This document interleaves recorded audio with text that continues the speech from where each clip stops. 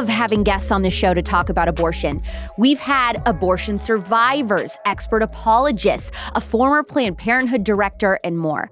My guest today is an expert on debating abortion, but what's unique about her in particular is that she's a pro-life atheist. She is the executive director of Secular Pro-Life and has a bachelor's in chemical biology and master's in forensic science. Basically, she's a genius on this topic.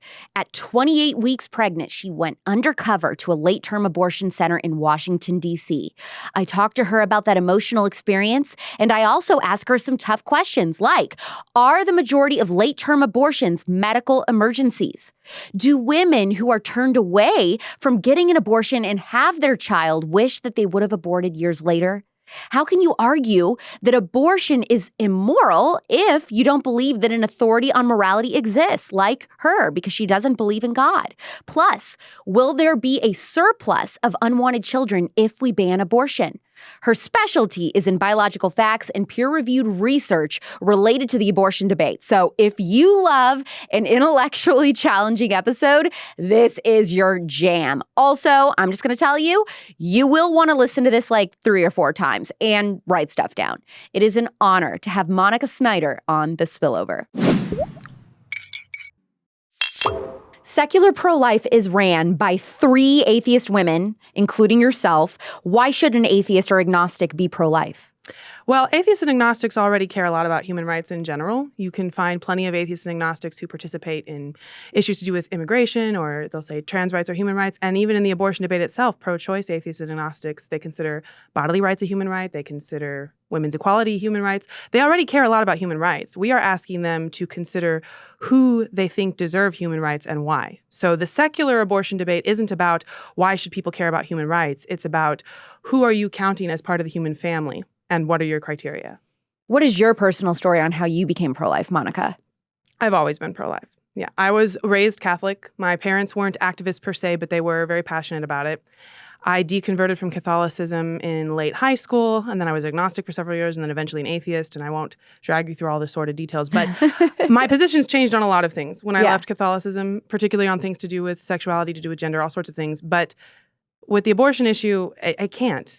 It's so transparently ending human lives. I can't let it go. Now, one thing that I was surprised to learn, just being more involved in the pro-life movement, is I would say I was one of those people that thought, oh, the stereotype of someone that is pro-life, it's conservative Christian men and women. But the reality is, the more I've learned is, oh my gosh, no, there's people on the left, there's people on the right. Where are most of the people politically in your organization, more on the left or right? Our organization very carefully tries to be nonpartisan, and through basically a happy coincidence, the women who run it come from each stripe. So I consider myself a political conservative. Our board president, Kelsey Hazard, is a political moderate, and our board vice president, Teresa Bukovinak, is a political liberal. And we are all friends, and we've been friends for years.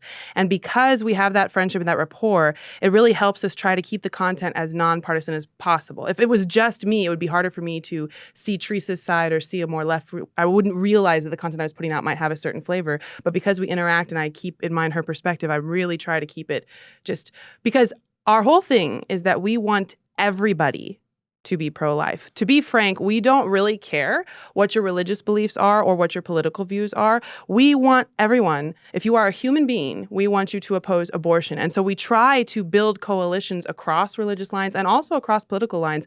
This is our issue. If you are with us on this, we are on the same team. So here's what I get confused on. If the whole purpose is trying to get everybody to be pro-life, does that mean that you're encouraging people to just be single-issue voters? So even if they consider themselves to be a registered Democrat or a liberal, are you telling them just when you vote, keep in mind abortion and that's it? We keep it broader than that. So obviously, I would love it if everyone always voted exactly the same way I do. However, if you aren't going to vote the same way I do, there are still many things you can do to oppose abortion. And so, for example, we get a lot of pushback in particular when we talk about pro-life Democrats, because the Democratic Party is obviously very extreme on this issue. And they'll say, how could anyone be pro-life and vote Democrat? But they're comparing a potential Democrat who is personally pro-life and maybe does other work, social support, other things to try to help women not feel like they need abortions, and maybe they still vote Democrat. I would point out a lot of pro-life Democrats don't vote Democrat. A lot of them abstain. A lot of them vote third party. Doesn't mean they're going to vote Republican, but it does play into their decision making. But even for the ones who do vote Democrat, the options are not actually you can be pro-life and vote Democrat, or you can be pro-life and vote Republican. In real life, for a lot of people, the options are you can be pro-life and vote Democrat, or you can be pro-choice and vote Democrat. And so what I try to tell my more conservative audience and my more conservative friends and family is, yes, of course, we want everyone to vote the way we want to vote, but we don't want to alienate people who can do inroads in other ways. When you have pro-life people who really disagree with you on other issues, instead of thinking of them as people who totally are different from you, think of them as ambassadors. And pro-life Democrats are so important because they are running with family, friends, coworkers who are very much in this Democratic space who aren't going to listen to necessarily a really conservative person. And they can come to them and say, listen, maybe we vote the same way because of the other issues, but I'm really not comfortable with this. And here are my reasons. And did you know this fact? And did you know that fact? And they're coming from a place of rapport. So yes, we would like people to vote certain ways. We don't get specific on SPL about that. But even if you're not going to vote the same way I do, if you're willing to do anything to help me convince hearts and minds that this is a problem, we are on the same team. And I'm happy to have your help in that regard. That's how we see it. So believing that human life begins at fertilization isn't a religious argument. No. So for quick background, I did study chemical biology in undergrad and then forensics in a master's program. And I do take a particular interest in the biological aspects of this. And I really want people to understand that the biological fact is that as human organisms, the first stage of our life cycle is the zygote. You go from two gametes undergoing meiosis to a zygote undergoing mitosis. It's a paradigm shift in biology. And you do not have to take any particular position on abortion to recognize that fact. That doesn't necessarily mean you oppose abortion. You could be like, yes, this is a zygote and I still don't care. But it's the first step to the conversation.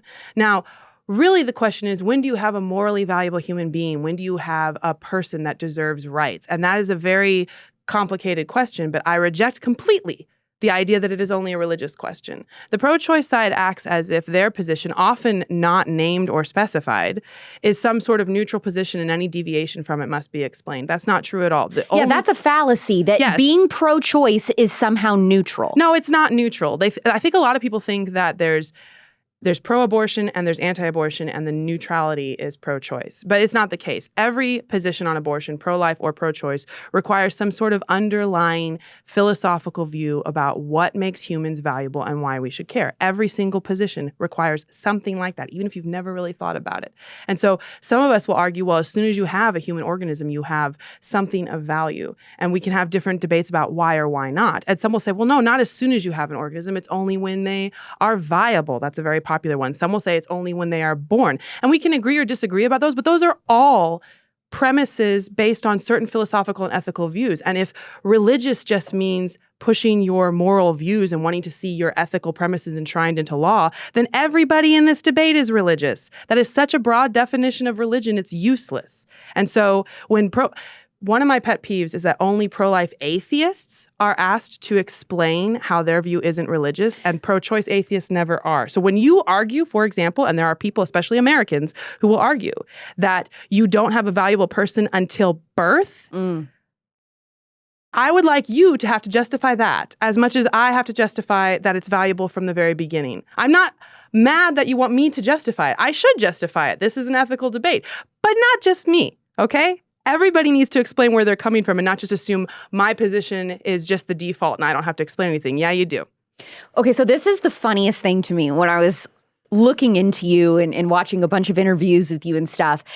The Christian pro-lifers demand that you explain how you know what right or wrong is if you don't believe in God. Yes. But the pro-choice people say that you are, this cracked me up, subconsciously pushing some sort of secret religious belief that you don't even know that you have. So the only explanation that you're pro-life is because you are secretly a Christian. You just haven't admitted it. Yes.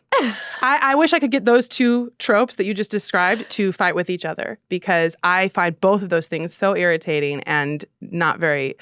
How would I prove that I'm really an atheist? I've asked her, do you want me to get like CC television in my house so you can watch me continue to not pray and not go to church? Like, how would I prove that? So what is your answer to both of those sides? What is your answer to the pro-lifers that say, well, I don't understand. How can you say abortion is bad if you don't have believe in God to know what's morally right or wrong? That is a complicated... Okay, What's the short version? It depends on why they're asking. Some people are asking because they want to know how they should answer that when people bring it to them. And so there's one answer for that, which is essentially I say, if you are a pro-life Christian and you are talking to a secular pro-choice person and they say, well, why should we care about human rights at all?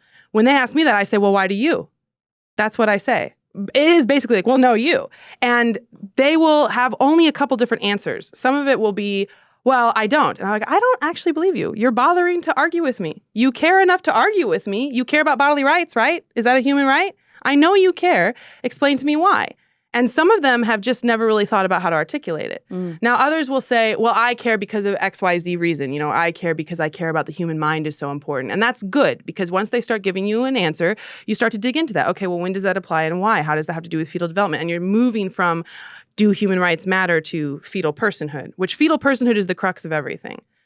And then some of them will say, well, I asked you first. Well, I asked you first. Well, da, da. And you could say, if you're a pro-life Christian, you could say, well, personally, I believe it because of whatever you want to say. We are made in the image of God, something like that. And they're trying to get you to say that so they can say, don't push your religion. And you're like, okay, then why do you? Bring it back around. Don't let them act like you're the only one who has to explain anything. So if a pro-life Christian is asking me that because they want to know what to say, that's broadly my answer.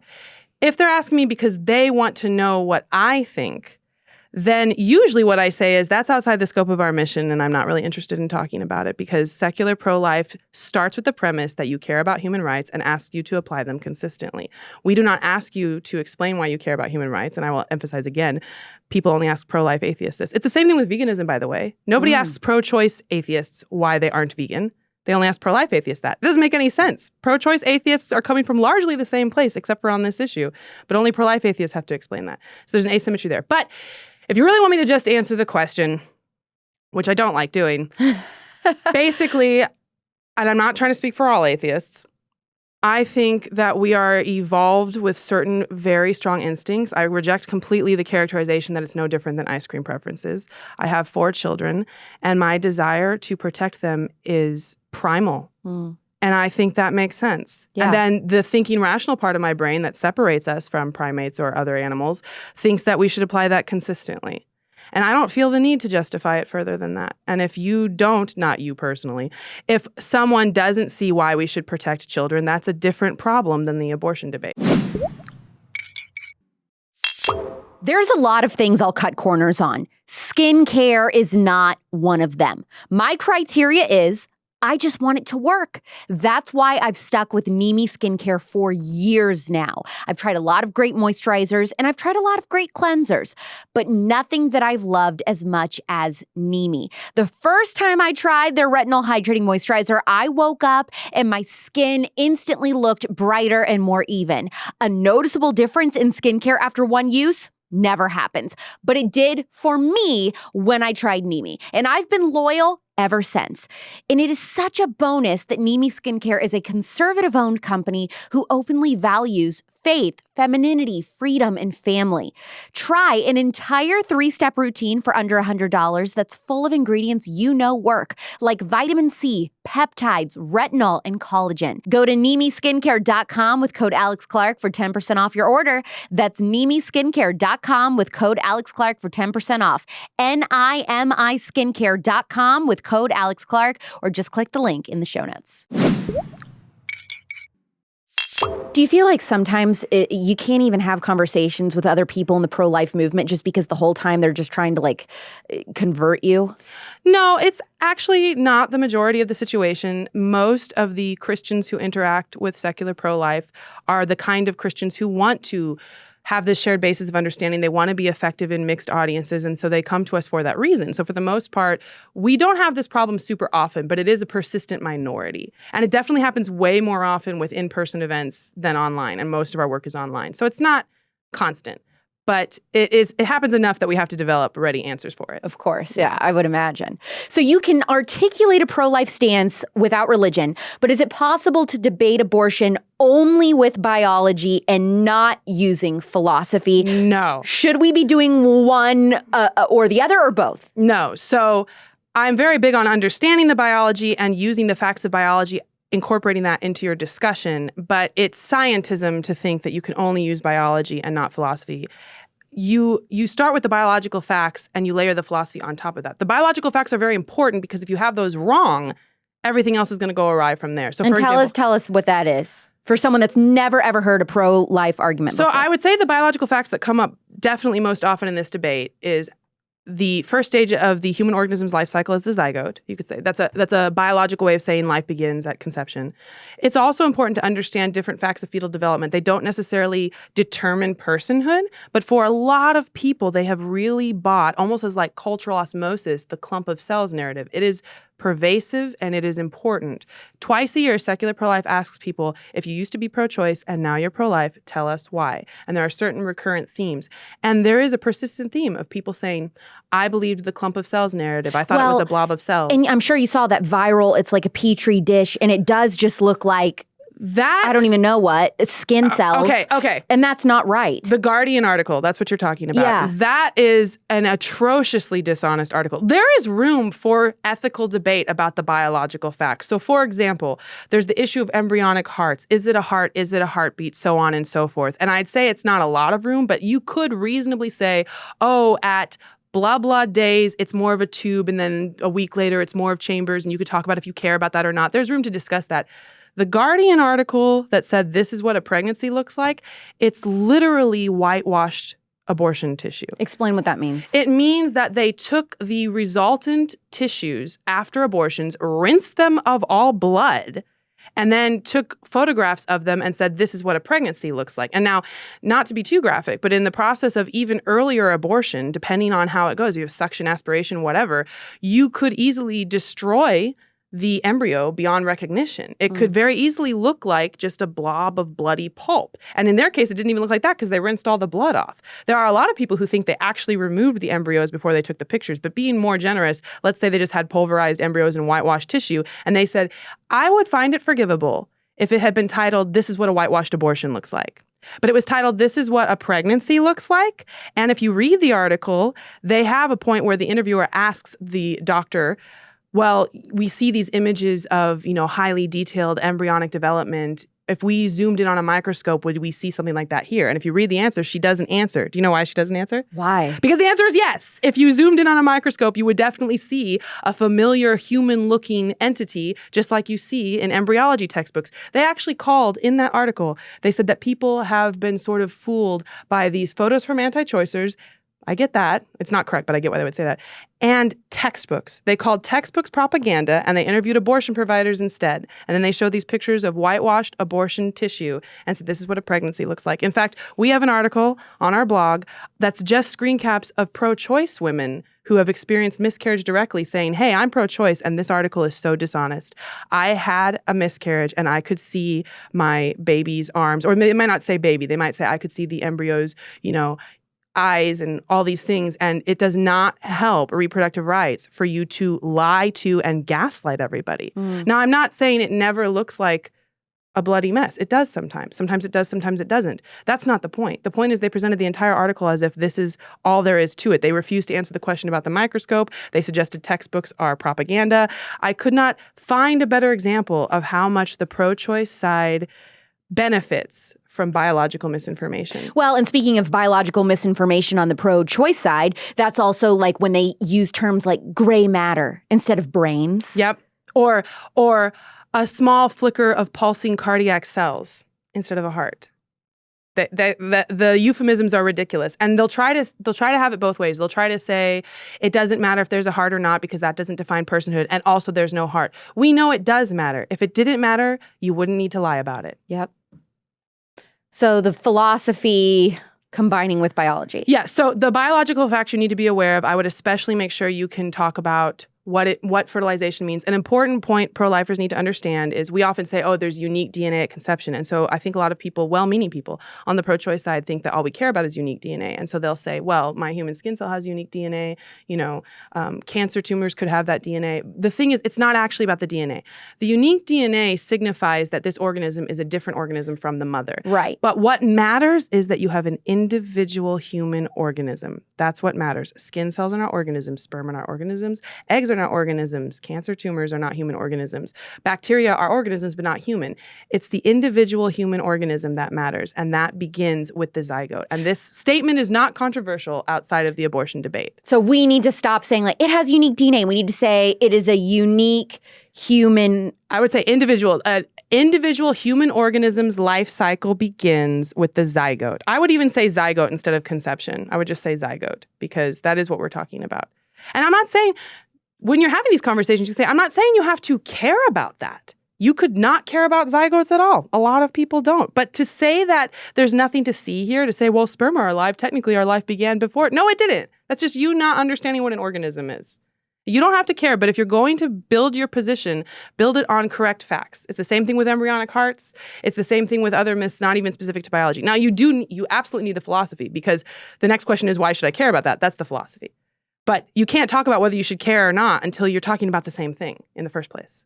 Well, one reason that I love following you and people like Josh Brahm is because I am fascinated by the studies and research you guys do into what pro-lifers do wrong in debates versus what we get right. So besides the DNA thing, that we need to stop saying that, we need to say something else. What other things do pro-lifers tend to say a lot when we're trying to argue for life that is really missing the mark? Well, that's a great question. So there's different categories. There could be things you're saying that might not be factually accurate. I think the broader category is the way in which you say things, which Josh talks a lot about. There's a lot of ways you can be easier to hear.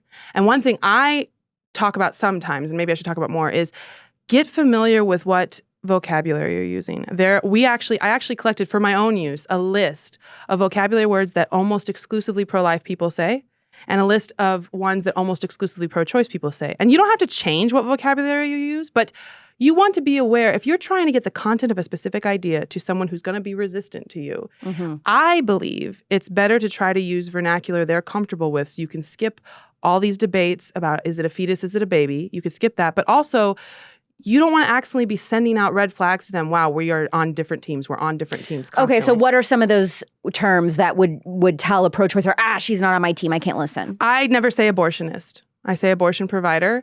I never say chemical abortion. I said medication abortion for a while, although I also, like many pro-lifers, I feel like that's too kind. So now I just say abortion pills. Yeah.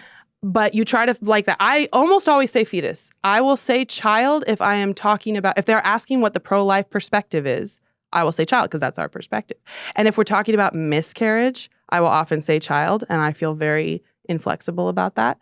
But for most other contexts, I will almost always say embryo or fetus because it doesn't change any of my arguments. It is an embryo. The embryo is valuable. And I also think that the more that we use this sort of indisputable language, nobody can argue. The word embryo is correct, technically speaking. You can't argue with that. I think the more our side uses that, there's this language creep where we sort of reclaim that. So the other side will try very hard to control the language because they say the language is stigmatizing. The language is not stigmatizing. The concrete, real-life concepts that we are discussing are stigmatizing. Right. And so before it was don't say baby, say fetus. I've started to see now, don't say fetus, say embryo, because fetus implies too much development. And for me, that's a victory because we've reclaimed fetus, okay?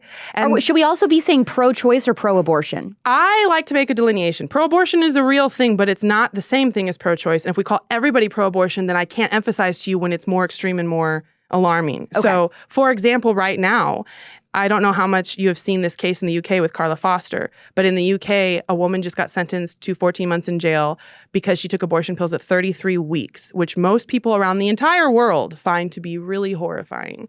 And there are a lot of activists in the UK who are calling that, oh, it was a personal health care decision. Oh, it was a private medical decision. That's pro-abortion. I would call them pro-abortion. This was a 33-week, fully viable baby girl. There was no medical emergency, and most people, including the vast majority of people who call themselves pro-choice, are not okay with this. But if we call them all pro-abortion, how do I delineate between this frankly insane standard of defending an 8-month elective abortion versus like a lot of my friends who are pretty comfortable in the first trimester and then they're not so sure? Like, how do I delineate that? So if you want to call everybody pro-abortion, I'm not going to go to ground over it, but I prefer to make a distinction on our side strategically. And when I'm talking to other people, I try to just use reflective language. So if they call themselves pro-choice, I call them pro-choice. If they call themselves an abortion rights activist, I call them an abortion rights activist because I'm trying to not get distracted by this language. And you've experienced it yourself. When you're talking to someone and they're using really vitriolic or aggressive language about our side while making their points, you have to spend all this time minusing out the emotional energy that they're bringing up in you by saying that and getting to what is their point. It's distracting. Yeah, that's a really good point. Talk about the Turnaway study and why this is such a crucial piece of information. So the Turnaway study is extremely well known for a couple of its findings, which are that this Turnaway study found that 99% of women who got abortions 5 years later said they did not regret it. And they also found that women who were denied abortions had worse economic outcomes, at least for the first few years. And everybody has heard about these findings. The pro-life response to that has largely been to criticize the Turnaway study and parts of its methodology and other issues with it. And I'm not stating one way or the other about that in this case. What bothers me is that the Turnaway study also found that of the women who gave birth when they were denied abortion, 96% of them said they no longer wish they aborted. And the study that they published about this specifically cited bonding to their child as a major reason for this retrospective positive evaluation. I cannot emphasize to you enough how important this is. When you conduct an experiment, you have to have a control group. So you want to see what happens if I do this to this subject. And in order to really evaluate it, you have to have what's called a control group. So you have, what happens if I burn these cookies and the control group is these properly baked cookies or whatever. In the Turnaway study, the test group was the women who got abortions and the control group was the women who were denied abortions. So if you're going to evaluate how women feel about regret, then you need to talk about both. That's how scientific research is conducted. And yet the Turnaway study will talk ad nauseum forever about how all the women who got abortions didn't regret it and then conveniently never speak about the control group who also ended up not regretting that they didn't get abortions. Now, I want to be super clear. I'm not saying women don't regret being denied abortion, so we should ban abortion. That's not my point. We should ban abortion because it kills valuable human beings. But it is very important to understand that the women who were, and these are not women who just kind of thought about maybe I'll get an abortion. These are women who physically showed up at clinics to get an abortion that day, and they were denied, usually because they were over the gestational limit for the clinic. And they ended up saying they no longer wish they'd aborted.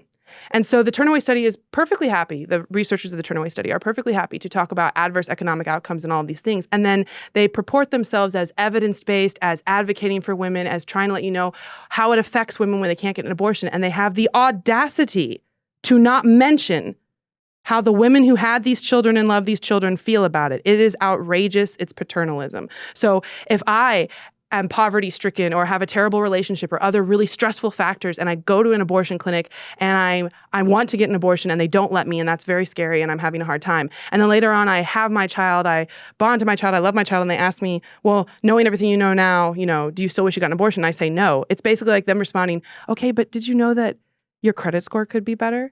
Are you kidding me? You're trying to tell, you are deciding, when you only tell the public about some of the outcomes and not others, you are deciding for everyone else what is and isn't important and how they should evaluate these major life-changing situations. If I'm a woman considering an abortion and I want to know, how does it affect women when they get abortions or not? Even assuming everything the Turnaway study says is accurate, even assuming that, it is not informed consent to say, well, all the women who got abortions didn't regret it and the women who couldn't had worse economic outcomes, and that's all I have to tell you. That's not informed consent. You should also let them know that the women who gave birth after being denied an abortion almost universally said they did not regret it. And it's also important to know, and this is important for the pro-life movement also, there were still some women, 4% of women 5 years later said they still wish they gotten an abortion. How do you explain that? I was just going to say, they talked about some of the factors. One of the factors was if they placed for adoption, they were way more likely to still wish they'd gotten an abortion. Because it was more painful? I don't know. I would suspect they didn't get a chance to bond with that child, or adoption can be very traumatic, and for them, maybe it wasn't worth it. Also, women who had a lot of social support, way less likely to say. That should be axiomatic. It's not surprising to us at all. And it also begs the question, how many of these women going to get an abortion would just be happier if we gave them better social supports they didn't feel like they needed to? That's an important question. It doesn't speak to the legality of abortion, but it's something that both sides should care about. And what is the largest demographic of women that are getting abortions? By what metric? I mean, race, socioeconomic status, are they married, unmarried? So age? I don't know what overall the largest plurality, but I do know that only 1 in 7 abortions are to married women. It's definitely more women in like their early 20s. I do think white women are the largest demographic, but not proportionate to the population. And non-religious women are also overrepresented. So there's lots of different ways you could break it down. Viability is the least plausible definition of personhood? I mean, it depends on who you ask. I think it's ridiculous. Yes. Explain that. So viability is largely a matter of technology. When Roe v. Wade was decided, viability was thought to be between 24 and 28 weeks. Now you have this group called 22 Weeks Matters talking about how if you offer help to children born at 22 weeks, a lot of them can survive. The better our technology gets, the further back you're going to push it. Hypothetically, in a sci-fi future, if we got artificial wombs to work, viability would be any time you want. If it's just defined as being able to survive outside of a woman's uterus. So you're saying that the pro-choice side is making a mistake when they put everything on viability. It's when a baby is viable, that's when we should care, because it could change. It's a crazy definition for personhood. It might be a reasonable discussion if what you care about is bodily rights. And you're saying bodily rights are sacrosanct and a woman doesn't have to carry a pregnancy if she doesn't want to, because then you're saying, well, once they're viable, she doesn't have to and the child doesn't have to die. It might be reasonable for that. But that's not what they say. They say they're not a person until they're viable. That doesn't make any sense. So someone who lives in a state that doesn't have as good of children's hospitals, they're not a person, but if their mom flew to a state with better hospitals, then they would be. It doesn't make any sense. It has to be something intrinsic. It can't be based on external factors. For the very first time, I heard something that just blew my mind from a pro-choicer. A pro-choicer said to me, women who are pregnant have fewer rights than a corpse. What is that? It's based on the incorrect understanding that even after you die, people can't take your organs to save other people's lives, and yet they think that pregnancy is basically taking the woman's organs to keep someone else alive. Why is it not the same? Well, it's not the same for a bunch of reasons, but the first reason I wanted to point out is you can decide, I don't want to donate any of my organs when I die, and if after you die your family wants to, they still can. So it's not the same right away because corpses don't have as much rights as people think, first of all. But it's also not the same because it ignores entirely the other entity in this situation. It ignores how they got to be in the situation. It acts as if we are forcing women to become pregnant and then incubate these children, and that's not what's happening at all. So we're not forcing women to give birth. We're not forcing women to become pregnant. And so when the bodily rights argument sounds very compelling to most people because generally speaking, we don't force people to give their kidneys to anybody. We don't even force people to donate blood, and that's not that hard. So why should we force women to have to use their uterus? That sounds very intuitive. I don't blame people for finding that very persuasive. But if you make like a kidney donation situation actually analogous to pregnancy, it starts to sound really ridiculous. So we've talked about this many times. So if you have a situation where you are taking a discretionary action, it could be whatever you want. You don't have to do it. You want to do it. And you know that if you do, there is an unlikely but possible chance. I'm going to take some action. There's unlikely but a possible chance that if I do, you will have a fatal kidney disease. I know that in advance. It probably won't happen. It's like very unlikely. I could even take precautions so that it's even less likely. It's like a 1 out of 1,000 chance that if I push this button, you will get a fatal kidney disease. And so I'm like, it probably won't happen. It's probably fine. You have no choice in the matter. And so I push the button, you get a fatal kidney disease. And I knew in advance that if that happened, literally the only way for you to survive is for me to donate one of my kidneys temporarily in this thought experiment. And I know that in advance, and I say, it probably won't happen. I push the button, you get a fatal kidney disease, and I'm like, that sucks for you, but I don't have to do anything about it because it's my body. Some people might say, yeah, legally that is the answer. But even then, they usually say, but that's terrible and immoral at minimum.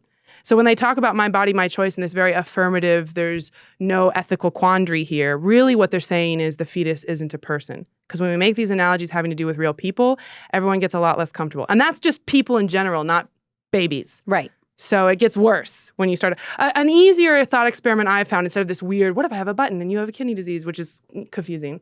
I've started to just say, well, what if you existed throughout most of human history when your infant could only survive if they were breastfed, and you were in some kind of situation where there are no wet nurses, it's just you.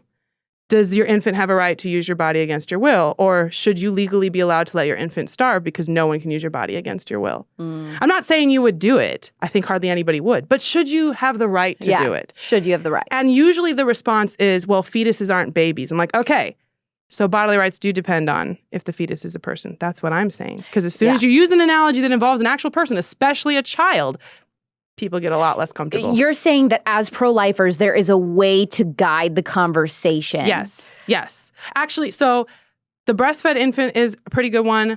For most people, you don't even have to go that far. They'll say, it's her body, it's her choice. No one can use your body against your will. And then you say, so do you think abortion should be legal at any stage for any reason? And there are people who do think that, but most people don't.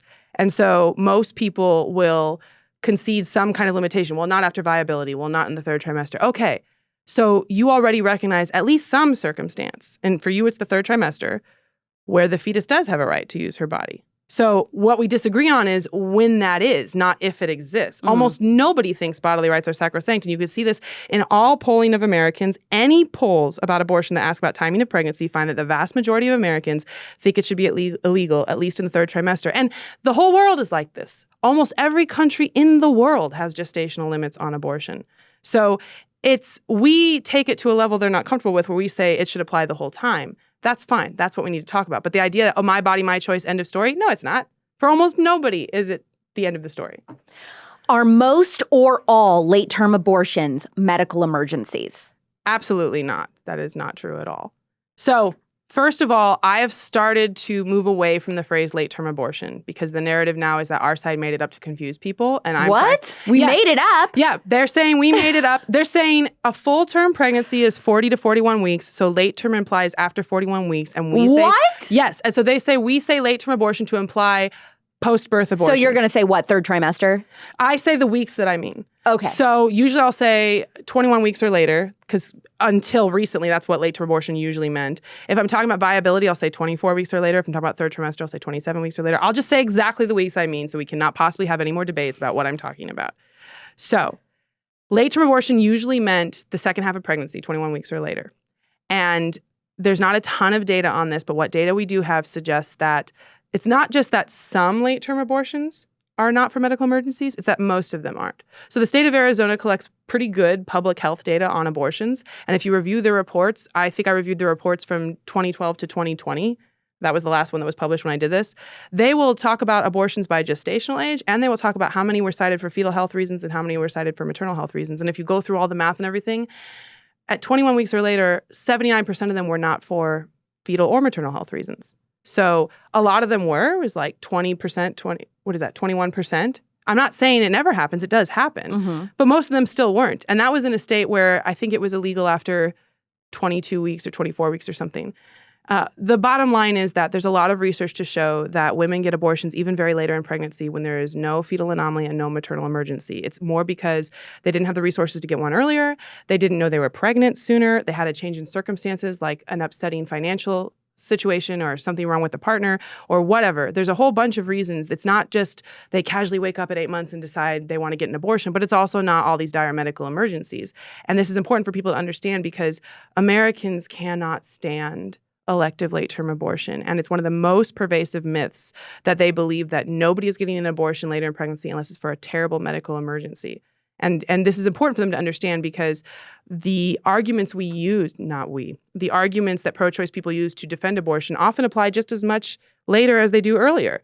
And so you need to think about if you are embracing, like the my body, my choice, if you are embracing this argument, are you comfortable with the logical conclusions of that argument? Are you comfortable with the idea of abortion even after viability, even after the child would very likely survive if you put the child in a NICU instead? I've gotten a new one now, a new myth. What? I was astounded when it first started, where I'll talk about all the evidence that women are getting abortions and it's not for a medical emergency. And people will say, well, an abortion after viability is just birth.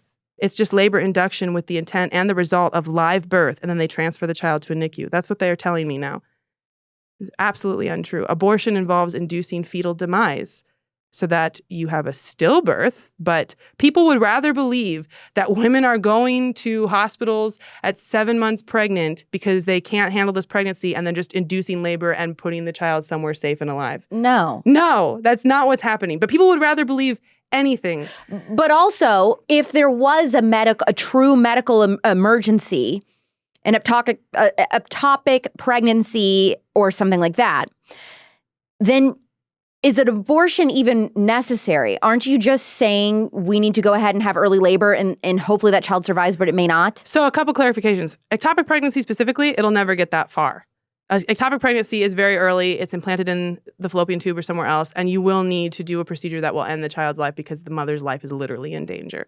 But for other medical emergencies like early rupture of membranes is a common one. And this is a really tricky one because if it happens after viability, they will they will induce labor or maybe do a C-section with a live child and try to save the child while also protecting the mother. And that is not considered an abortion after viability. But the tricky thing is, before viability, do you call that an abortion or not? This is a huge miscommunication. That's my whole thing, is people say, well, then see, we need to have abortion legal for those instances. So a big part of the problem with that conversation is a lot of people on our side are saying that should be legal, but that's not an abortion. And a lot of people on their side are saying it is an abortion, you want to outlaw it. And frankly, it's very frustrating because I don't know anybody on either side who thinks that the woman should just have to sit until she goes septic and then at the last minute they try to save her life. Nobody Well, wants that's what that. they're lying and saying, is that in states where Roe v. Wade was overturned now, that there are women who have been left to die who are coming to seek, treatment for their miscarriage. Okay, so yeah, there's a bunch of different things there. So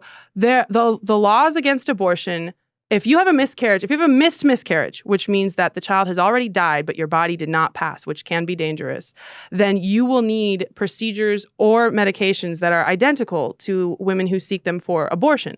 But it's not the same legally at all, because abortion legally is about a procedure that ends a life. It's not about removing the remains of an already dead child. So that is totally untrue.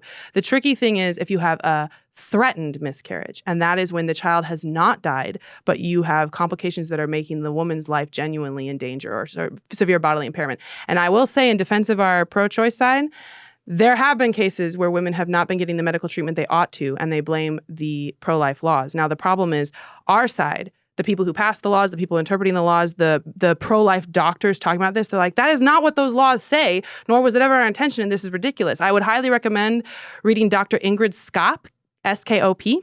She is a pro-life doctor who has written very powerfully about this. She has been pro-life her entire practice for decades, and she has herself performed these procedures for women who have rupture of membranes before viability, and she's pro-life. And she's like, that's not what we're talking about. That's a life-threatening situation. It's not the legislation. It's that if that is happening, it is the medical staff or personnel who is interpreting the laws wrong. It's either bad faith interpretation, or I think a lot of times it's kind of like a CYA thing. They're worried about liability, and so they're interpreting these laws to a level of conservatism nobody reasonably expects. There has never been, before Roe v. Wade, during Roe v. Wade, or since Roe v. Wade has been overturned, there has not been a single instance documented of a medical professional being prosecuted for performing what may or may not be considered an abortion if the woman's life is threatened. Nobody wants that. Nobody on either side wants that. But now the pro-choice side, especially abortion rights activists, are claiming that these laws are too confusing and unprecedented. We don't know what they mean.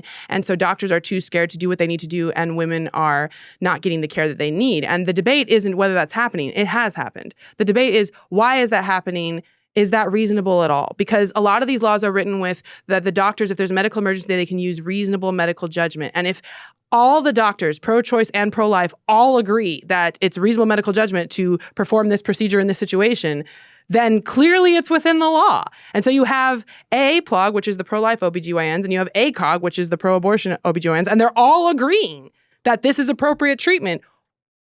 What's the problem? Everybody agrees. And they're still saying, well, the laws are confusing and doctors are scared, so they're not providing this care. When you were 28 weeks pregnant, you went undercover at a late-term abortion clinic. Yes. What did you discover? So, yes, I went in thinking that I would just get some undercover footage and I would try not to act too angry about it, because I knew I was going to be in a facility where people are. This was a clinic in Washington, D.C. Washington, D.C. has no gestational limits on abortion, and they will perform abortions very late. 28 weeks is third trimester. So I went in thinking I would be very irritated and I would try to just play it cool, get the footage I need, and get out. And it was actually so much more harrowing than I expected. It was really strange. Obviously, I knew when I went in, I was pregnant with my daughter, Ruby. And obviously, I knew that I'm not getting an abortion. And I've actually been surprised. I've had a lot of people ask me, were you afraid they'd hold you down and give you an abortion? No, that never even crossed my mind. I genuinely believe that the nurses working there want to help women. I think they believe they're helping women. Also, just I'm very tall and aggressive, and I just wasn't worried about it. It never crossed my mind. So you'd think that I would feel, this is just something I have to get through and then I have to leave. But it was strange. While I was there, I've done all this research on late-term abortion, as I was just telling you. I argue with people about it all the time. I spend way more time than the average person thinking about late-term abortion. And despite all of that, and despite knowing I would leave in a couple hours, I couldn't make my mind really understand that this is a real thing that happens. So I'm sitting in this waiting room knowing that one doorway away is where they really do induce fetal demise of these very late-term children. And I'm telling myself, rationally, you're fine. Ruby is fine. You're just going to do this and leave in a couple hours. You're fine. But what I didn't anticipate before I went was, what about everyone else? Mm. There were several other women in the waiting room. And I'm not going to pretend they were all there out of coercion. I'm sure some of them wanted to be there, or wanted's too strong of a word, but I'm sure some of them felt confident that this was the decision for them. I don't think all of them did. Some of them were crying. Some of them seemed sick. Did they look very visibly pregnant? Some did, some didn't. What did you hear people talking about, or was there no talking in the waiting room? Mostly it was pretty quiet. There was one woman who felt very ill. So if you don't already know, the procedure for an abortion that late is 1 or 2 days of dilation, and then the last day is the extraction day. And explain the extraction, what that means. So extraction means that they remove the fetus, and I shouldn't say many. There's not that many clinics who will do it this late. There are some. Most of them will inject a feticide into the heart or amniotic fluid to make sure that the fetus is dead before they start the extraction process. This particular clinic does not. So what does that mean? Instead, they will transect the umbilical cord, wait until they believe that the fetus has passed away, and then do the extraction. I mean, you can be super detailed. So it means that they will transect the umbilical cord. The fetus will die because there's no oxygen exchange. It's basically like suffocation. And then they will remove the fetus. They'll do it intact if they can, but it often doesn't work out that way, and it is in pieces. Have you seen anything about Justice for the Five out of Washington, D.C.? Yes. This is the same clinic. That's the one you went to? Yes, although when I went, none of that, we didn't know about any of that yet. Okay. Yeah. But it is the same clinic. And so what I did not anticipate is while I was in that waiting room for a couple hours, I didn't realize how emotional I would be because there's these women there with me, and I'm not really going to do this, and I'm going to leave. And they're not. And I will tell you, to this day, I don't know if I made the right decision, because there was a part of me that wanted to just turn to them and say, are you okay? Why are you here? You feel guilt that you didn't try to strike up a conversation? Yeah, because, if someone's there because of a fatal fetal anomaly, that's one thing. But if someone's there, I am friends with some of the people who do the Pink Rose rescues and all of those things. And there's been at least one instance, I believe it was with that same clinic, where they went in and there was a woman there because she couldn't pay her rent. And so they're like, we can help you with that. And she left. And they helped her pay her rent, and she didn't go through with it. That's a third trimester or a post-viability trimester, post-viability abortion, even if you don't care at all about the child, which is harsh, it's so unlikely that's not going to traumatize somebody. Like, we talk about how women don't regret abortions and how there's no mental health repercussions, but even in that context, we're usually talking about very early, And knowing that there have been situations where someone is about to do something like that, that's probably going to, it's going to kill their child, and it's probably going to traumatize them. And sometimes it's just a matter of rent. So yes, there was a part of me that was sitting there thinking, I don't know if what I'm doing is the morally correct choice. Not in the sense of being undercover, I don't care, but in the sense of, will the good that comes from this footage I'm taking outweigh the fact that I'm not even trying to help these women get out of here? And I've never been a sidewalk counselor, and I've never done Rose rescues or anything like that. And I'm not saying it's for everybody, but being there with them in that moment really gave me perspective on why some people feel so devoted to those venues. Do you feel like you made the right decision today? I have no idea. We put the footage out, and a lot of people who are already pro-life were really aghast by it, which is fine. What was some of the stuff that shocked people in the footage? So I did it for Live Action, and they posted it on YouTube. So at that time, it was mostly pro-life comments, so one of the big things from my clinic visit that was very unusual is they told me that I needed to take Xanax before I could talk to the doctor. What? Yes. So really what happened is I go in with the nurse, I do all this paperwork, whatever, and she's going to give me an antibiotic, some mild pain meds, and Xanax before we start the procedure. And I said, well, I still have questions for the doctor. I'd like to talk to him. Yeah, you could talk to him, but you have to take these meds. And I say, well, does Xanax affect your clarity of thinking? No, it shouldn't. Totally not true. What? Totally not true. It's very common side effects of Xanax. The whole point of Xanax is that it affects you psychologically so you're relaxed. I am shocked by this. So were the people I was doing this for. They've never seen anything like this. And so I said, well, I don't mind waiting at the clinic longer if it means that I can speak to the doctor first, and they wouldn't do it. So then I said, well, I changed my mind and I left. Because I'm not going to, how far am I going to take this? I'm not going to take Xanax, you know? So we actually filed a complaint with the DC Medical Board about this, which we've never heard anything about ever again. No shock. So that was what people were shocked by. A lot of people are already aware, you know, late-term abortion happens. They were surprised it was 28 weeks. Live Action has had people do things like this before, but they were usually not that far along. Mm-hmm. It was $11,400.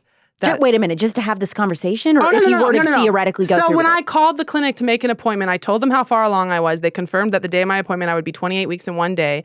And then they very politely let me know I would need comfortable clothing, I would need a ride home, and I would need $11,400.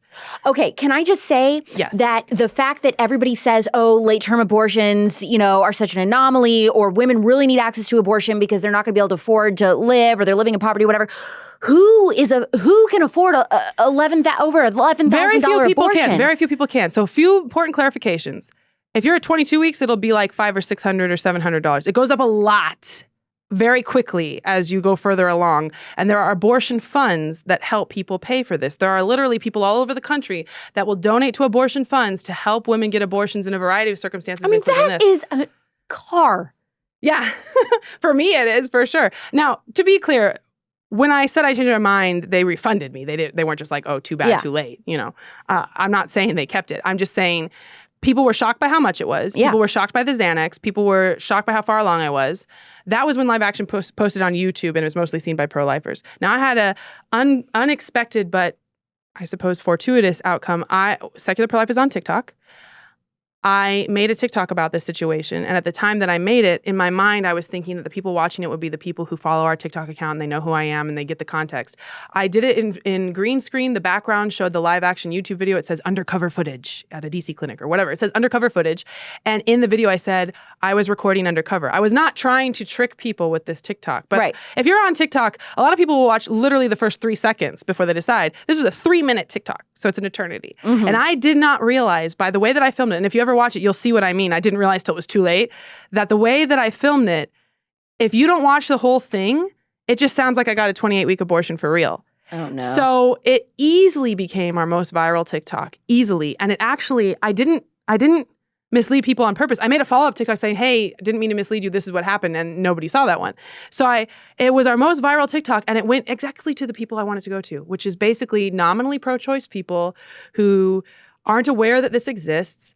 And it got almost 500,000 views, which is far and away more than anything we've done. And it was comment after comment after comment after comment just saying, I'm pro-choice and this is way too far. I'm pro-choice and this is murder. I'm pro-choice and this is too messed up. So it really hit home to let people know this is a thing that exists, get them thinking about what are my limits for this debate, and get them realizing that you have to think about both sides. You know, you've got this bell curve of the abortion debate, and we're saying conception, and some people are saying birth.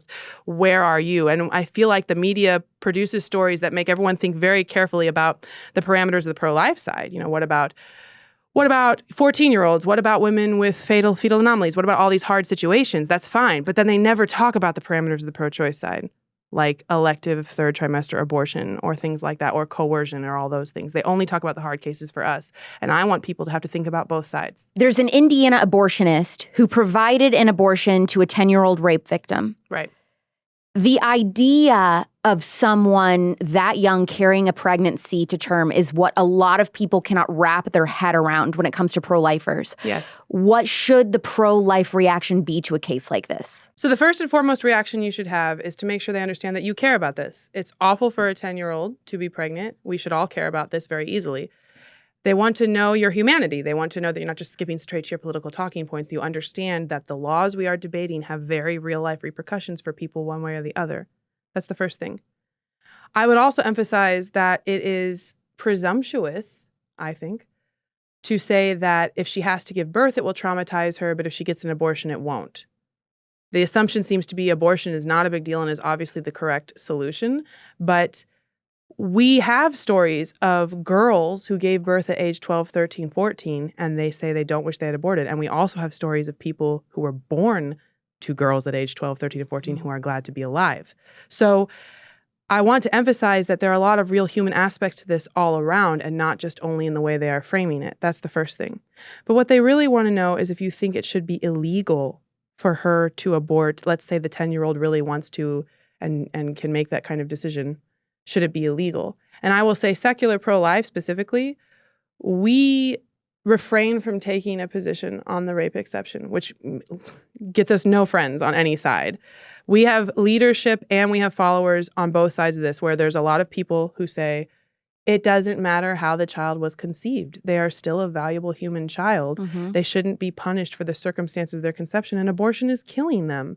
And our whole thing is that these are valuable children and we should take care of them, which I don't think any pro-lifers disagree with.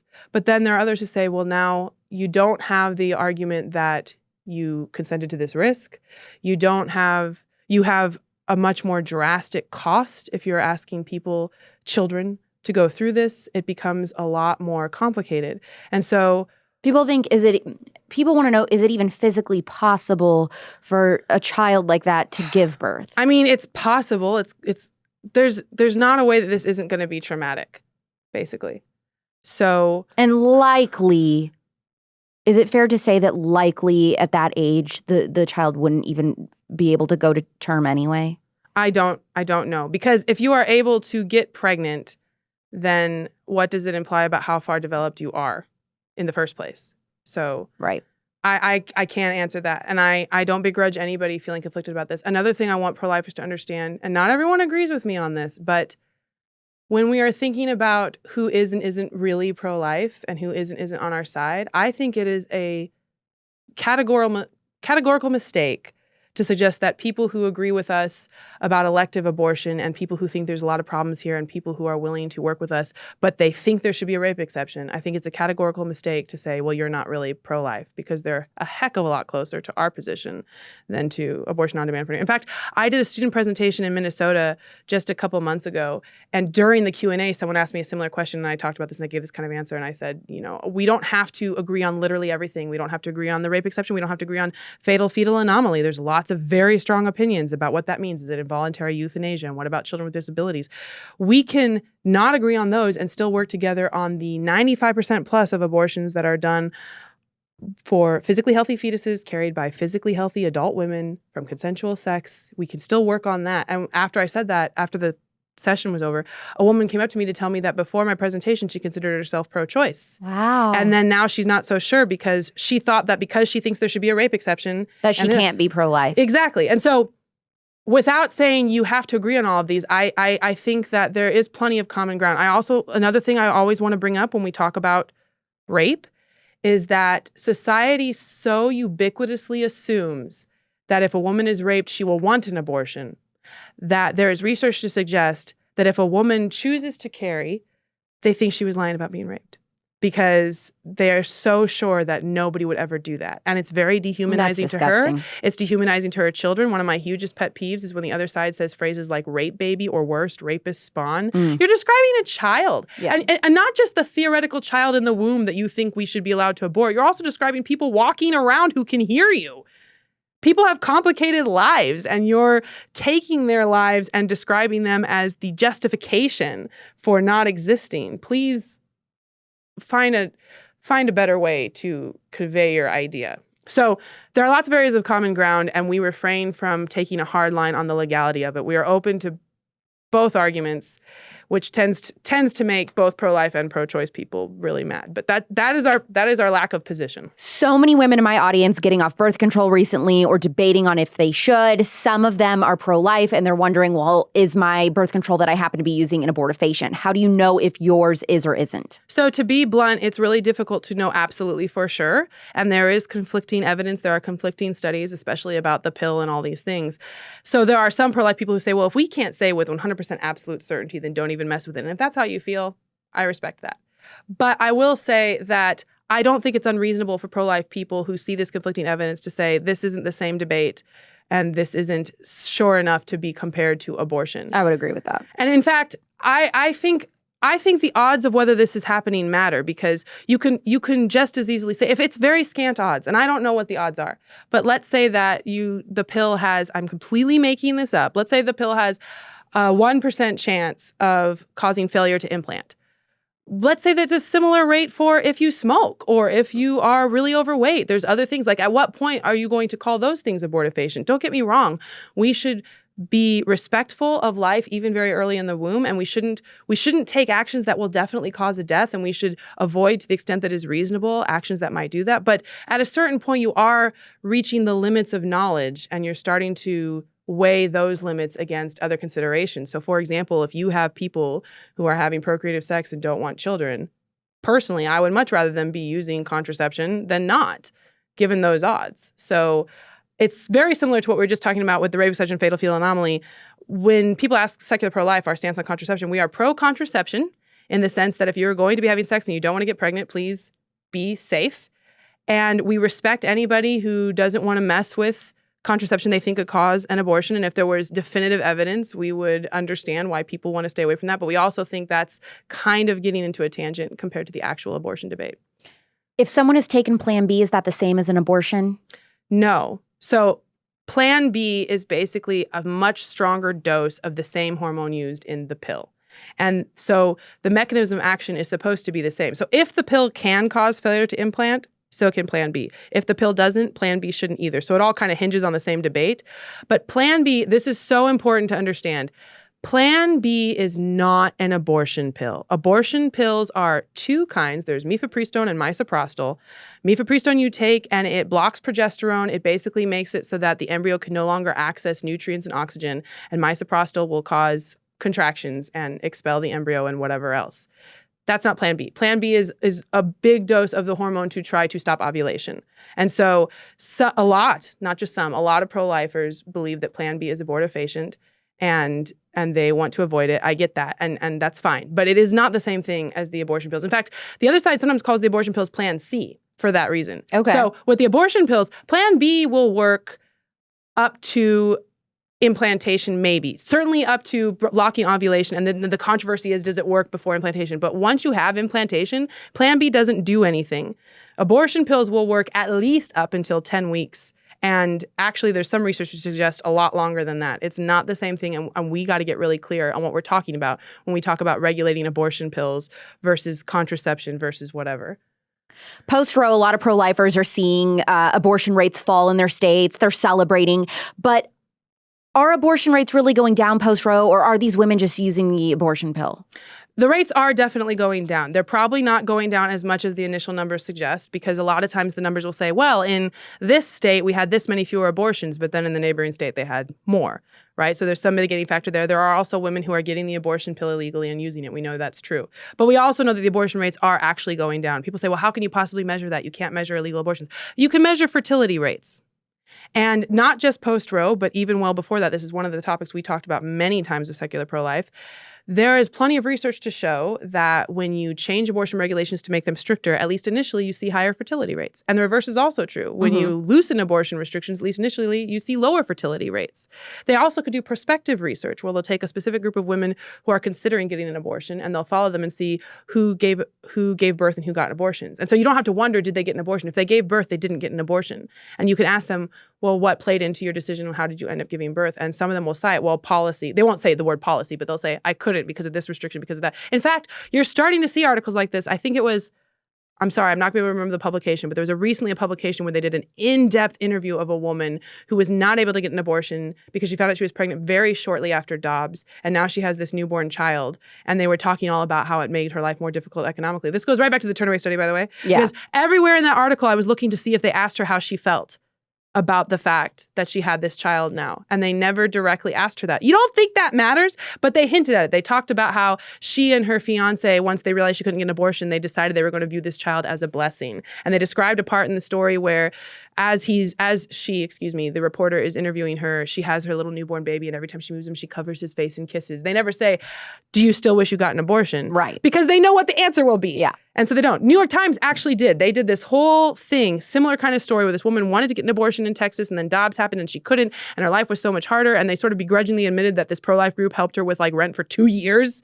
And they sort of like mentioned that later. And at the very end of this very long article, they mentioned that she says she doesn't wish she got an abortion. But it was like buried at the end. At the very end. Yes. But my point is that we know that abortion laws do decrease abortion rates. We know that for sure. There's been tons of research to show that since way before Dobbs. And even now, if you watch, you can see the other side sort of indirectly admitting it when they do these stories. In fact, the myth that that abortion laws make no difference in abortion rates, I've noticed that has decreased tremendously since Dobbs. Really? I was also going to ask you, are we seeing women go to more dangerous lengths now to get abortions post-Roe?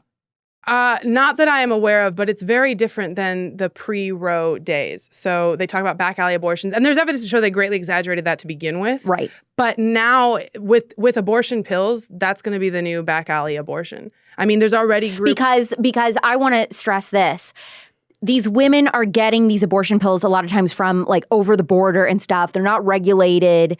Well, here's the controversy. Sometimes they're just getting them from other states. The state will ship it to the clinic closest as possible to their side of the state line and then have someone come pick it up for them. So it's not even necessarily yes, there are also international groups that are sending these pills from overseas. And there have been some studies, it's almost like secret shopper abortion pill, people that have looked at it to see, do these have the ingredients they say they do? Are they getting to people on time when they say they will? And so there are dangers to it, especially if women don't know how far along they are, especially if they don't know that they have an ectopic pregnancy. But here's the great irony.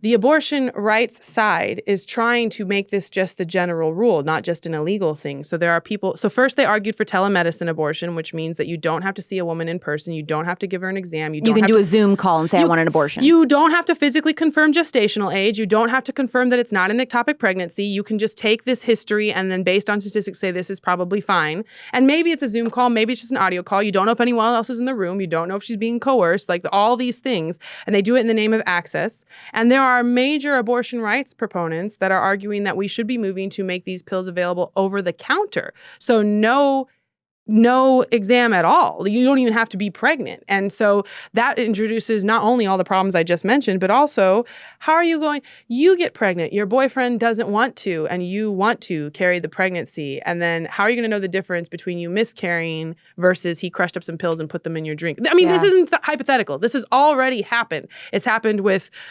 partners and not wanting their women to carry the pregnancies. It's happened with parents and like their teenage children.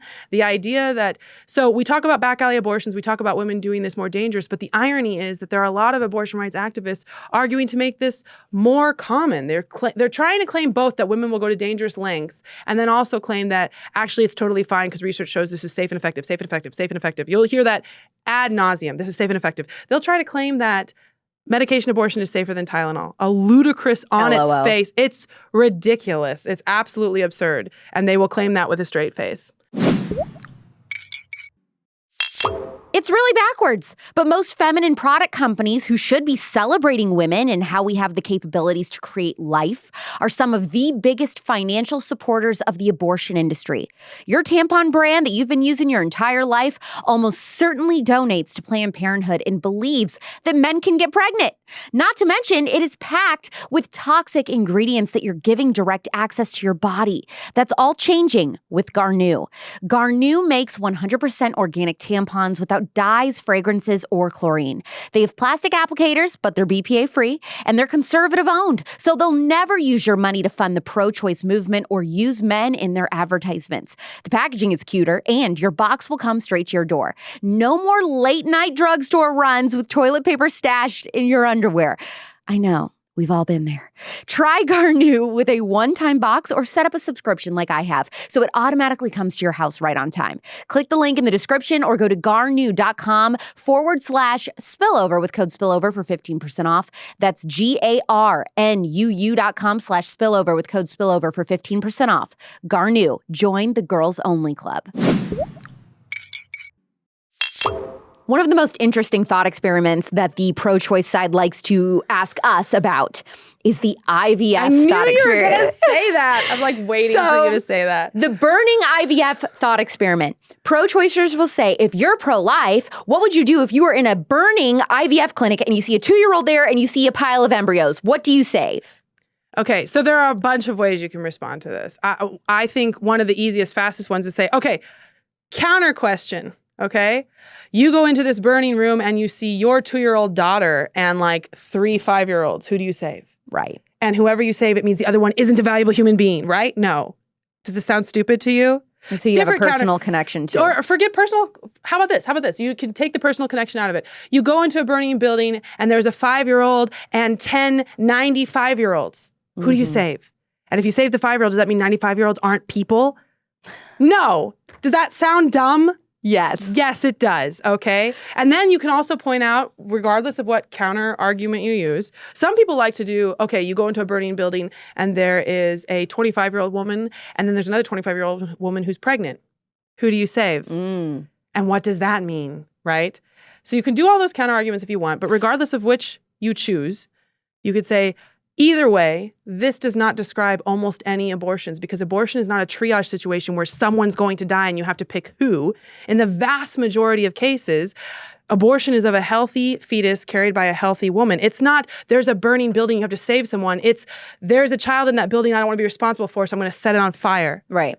That's what it actually is. Also, it's not considering all the other variables of like, well, which person is closer to a door or a window? Sure. You know what I mean? There's all these other things. If this was a real situation on who you're going to decide to save, if your embryo that you are about ready to implant is right next to you and there's a 2-year-old on the other side of the building that's on fire, well, you're probably not going to make it to them. But yeah, there's all kinds of factors. But even if you hold everything else equal, the two main things are your gut instinct does not reflect who is a valuable human being. And throughout all of human history, we've seen many examples of that. And secondly, it doesn't have much to do with abortion because abortion, I get the strong impression that the average American, whether they're nominally pro-choice or nominally pro-life, most of them aren't obsessed with this issue like I am, and they don't know that much about it. And I think a lot of people, when they think of abortion access, they mostly just, I really would love if there was a poll that asked people, what proportion of abortions are for fatal fetal anomaly? What proportion are for rape? I think they think it's like half or more. They have no idea that this doesn't describe almost any of the situations. And that's why they think the burning IVF lab, that's in part why they think the burning IVF lab is relevant, because they think that abortion is this horrible triage situation where you have to pick who's going to live. That's almost never what's happening. Will banning abortion lead to a surplus of unwanted children? No, it won't. I have like 5 points about this, okay? Go for them. First of all, the Turnaway study found that women who gave birth after being denied an abortion, the vast majority of them raised those children themselves. Women who can't get abortions, for the most part, raise their children themselves. They don't just automatically decide they don't want to. You need to understand, and this goes for pro-life and pro-choice people, an unwanted pregnancy is not the same thing as an unloved child. There's very different factors to this. It is a mistake to think that those are the same thing. So first of all, the Turnaway study found that the vast majority of women who couldn't get an abortion raised their children themselves. Secondly, of the women who decided to place for adoption, newborn adoption is not the same as foster care. There is a huge waiting list. This is my number one pet peeve. Number one pet peeve. Yes. I think it's something like 30 couples for every one newborn infant waiting to be adopted, okay? Third point, let's say we were talking about foster care, which we're not, but let's say we were. Most of the children in foster care are not eligible for adoption because their parents want them. Yes, that's the thing. Kids in foster care are there because their parents fell short or there was some abuse going on or something like that, and the state is always trying to reunify the parent with the child. Yes, and there are a lot of foster families taking care of them that if it should be the case that the bio parents don't manage to work it out, they want to adopt those kids. I'm not saying foster care is a walk in the park, but I'm saying the idea that there's just 400,000 children who nobody cares about. Yeah, that's not true. You may as well just say, I don't know anything about foster care, okay? Yep. Also important to know, when we talk about abortion restrictions decreasing abortion, everyone is debating whether or not it will prevent a pregnant person from getting an abortion or not. But that's not the only way that abortion restrictions decrease abortion. There's an indirect way. There's significant evidence to show that when abortion restrictions are put in place and we don't mess with contraception. So there are some countries historically that have banned abortion and contraception all at the same time. This is not that. There is the appetite for banning abortion in the United States is completely unlike any appetite for banning contraception. Contraception is very popular. People support it. In that context, where you're trying to regulate abortion and you aren't going after contraception, there's research to show that abortion regulations are associated with lower unintended pregnancy.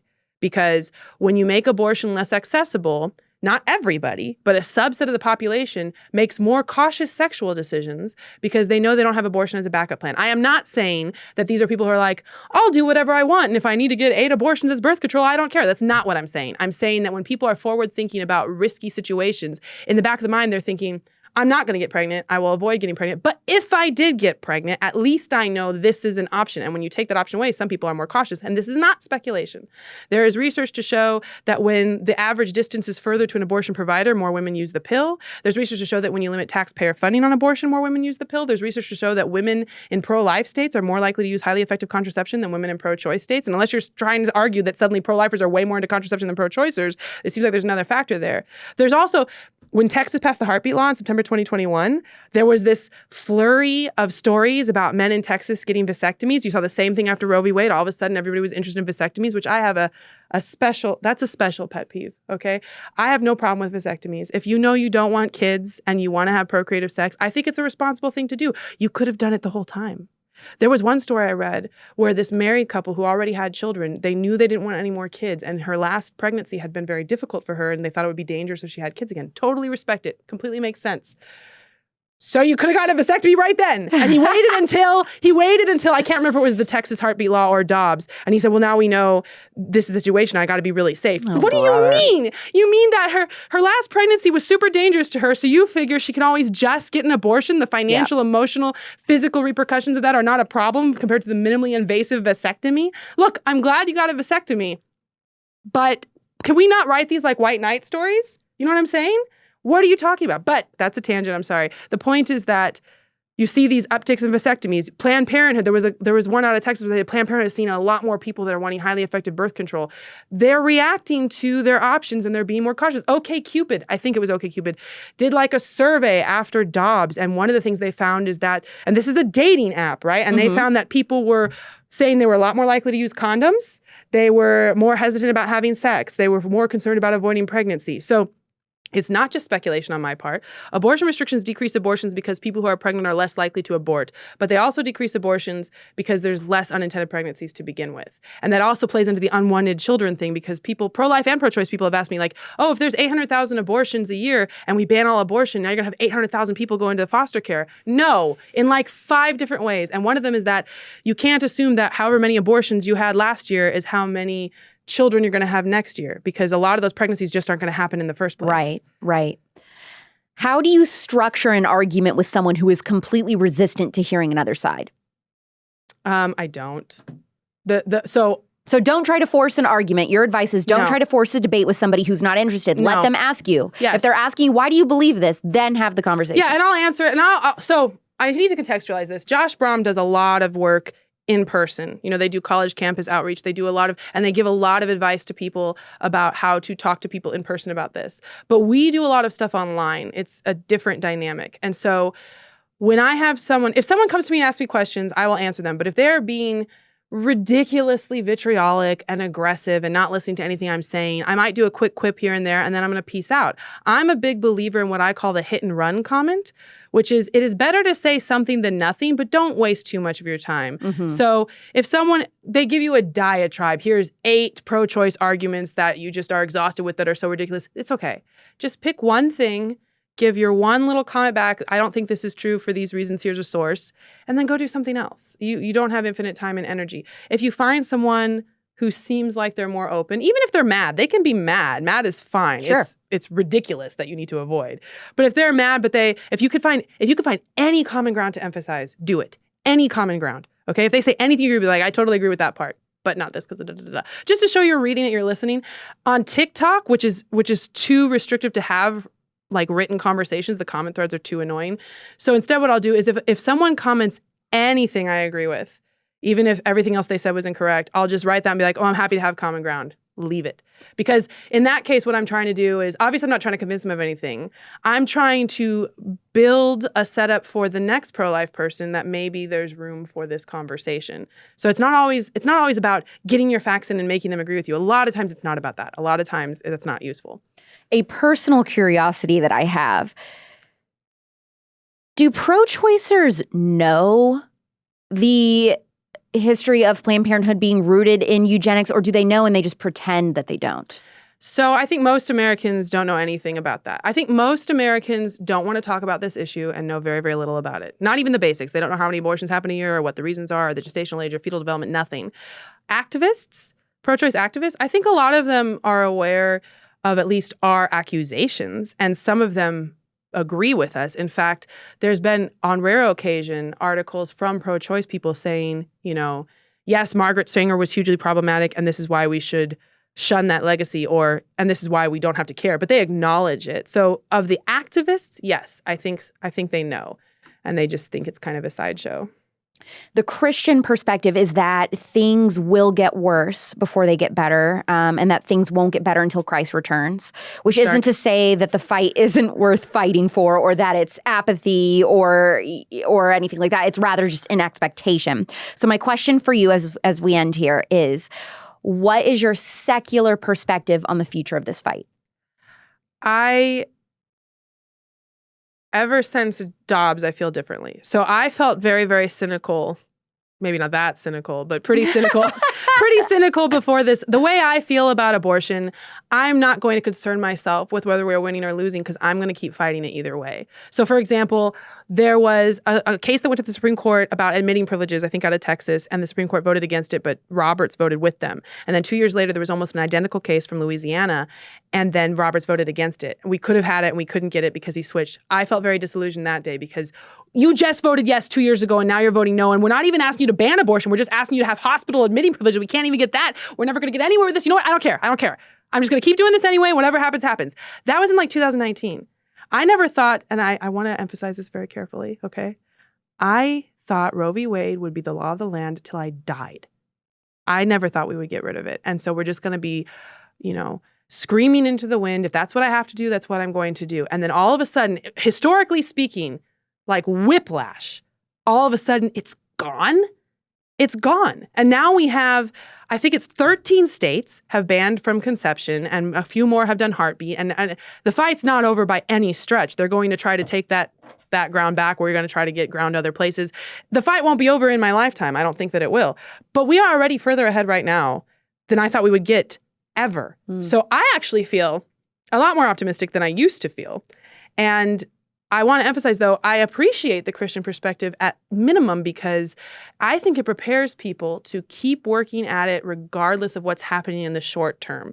And those are the kind of people we need. This is going to go on for a very long time. And we need people that are really committed. And it's not just for the United States. I didn't realize this until Dobbs either. So increasingly, secular pro-life has had people from all around the world connect with us.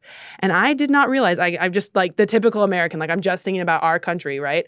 I did not realize how many pro-life movements around the world are looking to us. So broadly speaking, Eastern Europe is looking to us to try to figure out, actually all of Europe, but Eastern Europe is looking to us to try to figure out how to even get ground, because this isn't really a debate in Europe, not really. And they're trying to figure out how to get people to debate this.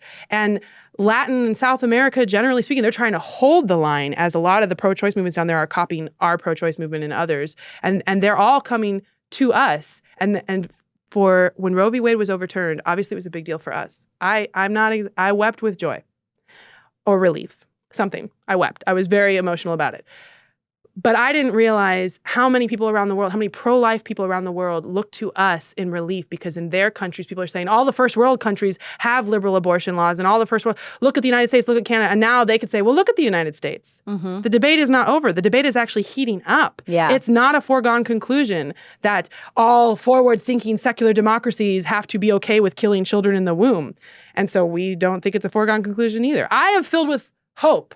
And I am very ready to keep arguing about it. You're like one of the funniest people that I've had on, not necessarily because of the content, but because I think you're the only guest who I've had on that can talk as fast as I can.